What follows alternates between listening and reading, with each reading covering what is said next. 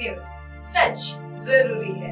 नमस्कार, आप देख रहे हैं MNS न्यूज और मैं आपके साथ सेजल। आइए नजर डालते हैं आज की खास खबरों पर। दिल्ली ब्लास्ट, फरीदाबाद मॉड्यूल से जुड़ा संदिग्ध डॉक्टर उमर मोहम्मद। लाल किले के पास हुई कार ब्लास्ट की जांच में डॉक्टर उमर मोहम्मद का नाम सामने आया है, जिसके फरीदाबाद आतंकी मॉड्यूल से संबंध बताए जा रहे हैं। यह ब्लास्ट में 11 लोगों की मौत और 29 घायल हुए हैं।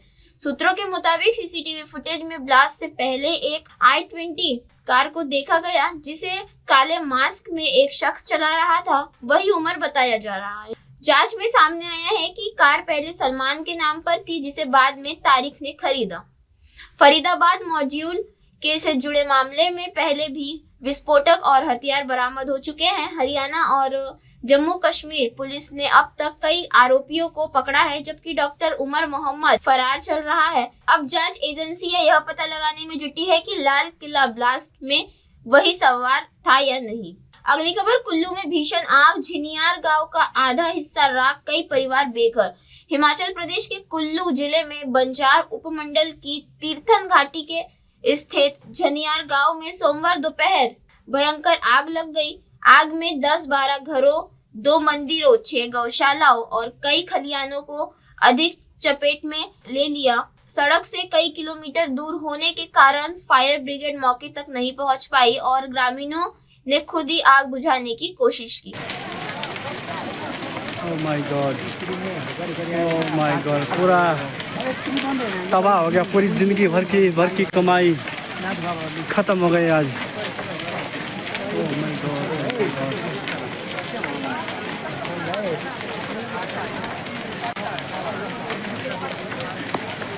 गाय बच्चों का दे रही है, साफ बेकार है। तो चलो अब क्या करना है।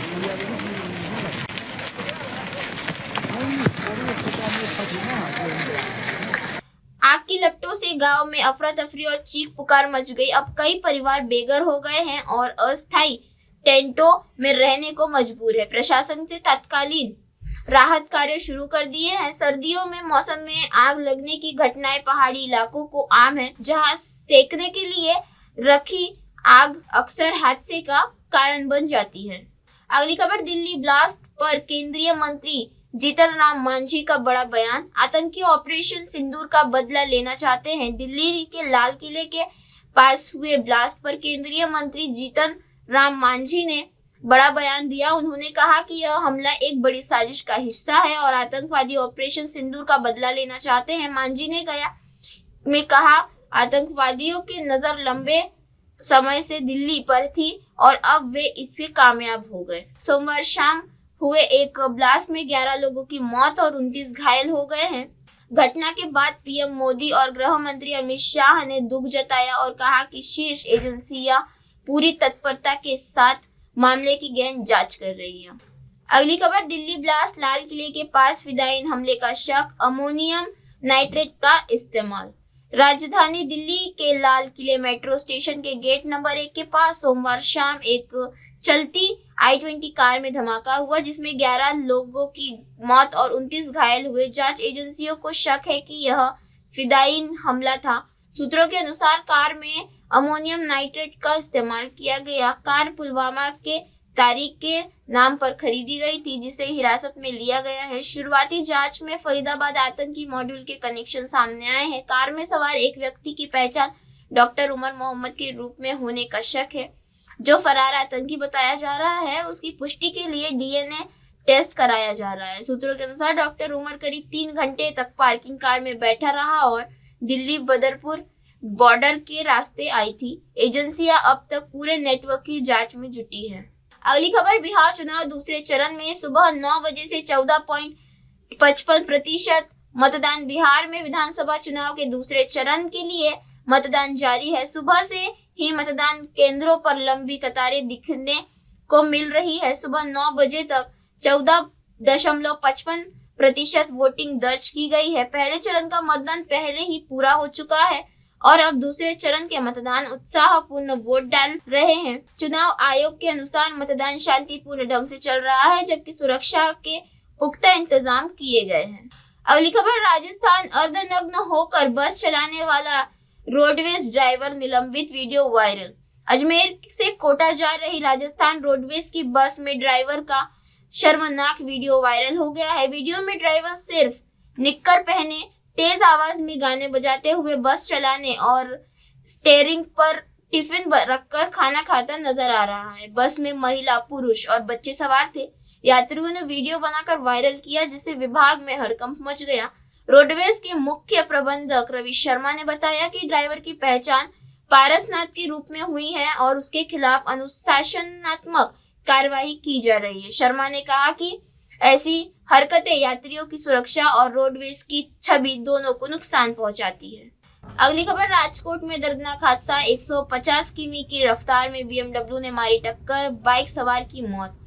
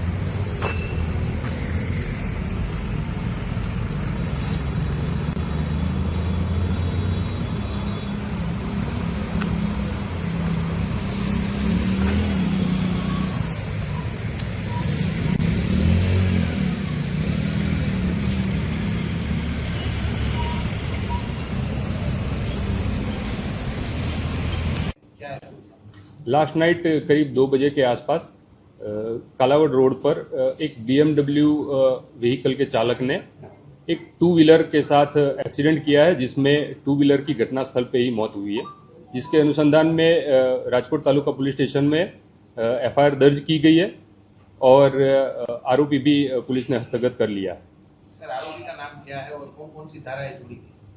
आरोपी आत्मन अक्षय भाई पटेल है, वो राजकोट का ही रहवासी है और भारतीय न्याय संहिता की 106 और 281 कलम के अंतर्गत और MV एक्ट की जो लागू पड़ती है कलम, उनके अंतर्गत गुना दर्ज किया गया है। तो CCTV भी सामने आया है, उसमें प्राथमिक दृष्टि से क्या दिख रहा है? जी, CCTV में देखते हुए प्राथमिक दृष्टि से गाड़ी ओवर स्पीड है ऐसा दिख रहा है।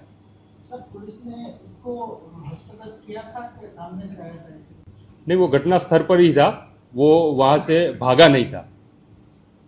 और कोई दारू का या ऐसा कोई मामला सामने आया है? नहीं, प्राइमरीली वो ड्रिंक एंड ड्राइव का दिख नहीं रहा, फिर भी हमने उसका मेडिकल जांच करवाई है। आरोपी कितने साल का है और क्या करता था? मतलब आरोपी आत्मन पटेल मैंने नाम बताया, उसकी उम्र 25 साल की है। सर, वो काला रोड से निकला, काफले में गया था, ऐसा सामने आया है?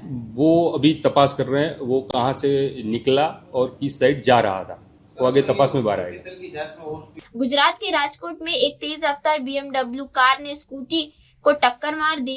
कार की गति 120 से 150 किमी घंटा बताई जा रही है। टक्कर के बाद कार ने स्कूटी को करीब 1.5 किलोमीटर तक घसीटा, जिसमें 20 वर्षीय अभिषेक नाथानी की मौत हो गई। हादसा कालियावड़ रोड पर क्रिस्टल मॉल के पास रविवार देर रात हुआ। टक्कर इतनी भीषण थी कि स्कूटी के टुकड़े टुकड़े हो गए और कार का आगे का हिस्सा क्षतिग्रस्त हो गया। कार चालक की पहचान आत्मन पटेल के रूप में हुई है, जो एक व्यवसायी अक्षय भाई का बेटा है। पुलिस ने इसे हिरासत में लेकर मामला दर्ज कर लिया है। FSL टीम कार की स्पीड की जांच कर रही है। पुलिस ने कहा कि ओवर स्पीडिंग और मोटर व्हीकल एक्ट की धाराओं के तहत कार्रवाई की जा रही है।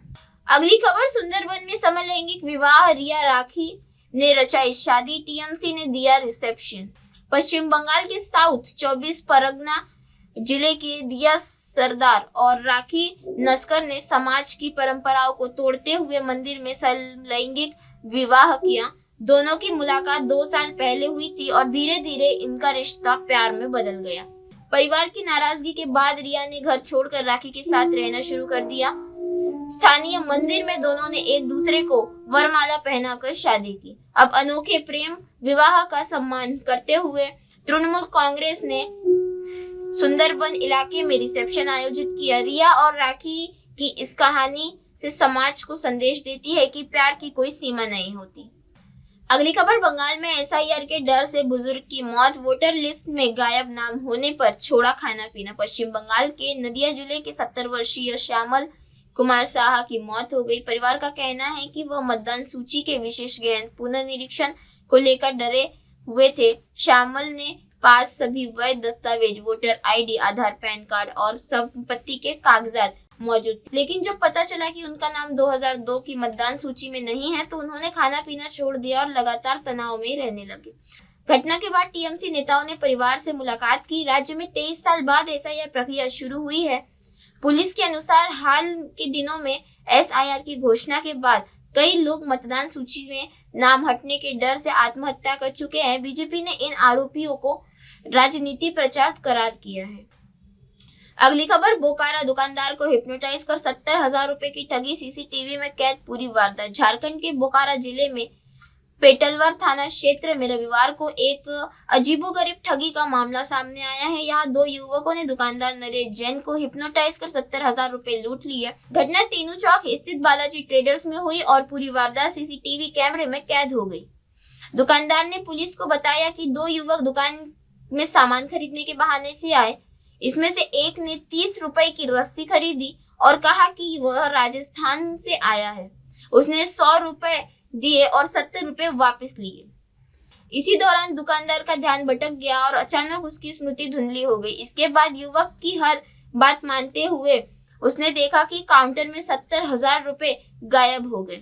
घटना की जानकारी मिलते ही पेटलवर थाना पुलिस मौके पर पहुंची और सीसीटीवी फुटेज जब्त कर जांच शुरू कर दी है। पुलिस ने कहा कि जल्द ही अपराधियों को पकड़ने की कार्रवाई की जाएगी। घटना से दुकानदार और स्थानीय लोग डर गए। नरेश जैन ने बताया कि इस तरह की ठगी की वारदात बढ़ रही है और व्यापारी अब और अधिक सतर्क हैं। पुलिस ने आम लोगों से भी सावधानी बरतने की अपील की है। इसी के साथ बने रहे देश और दुनिया की तमाम खबरों के साथ और देखते रहे MNS न्यूज। आप देख रहे हैं MNS न्यूज, सच जरूरी।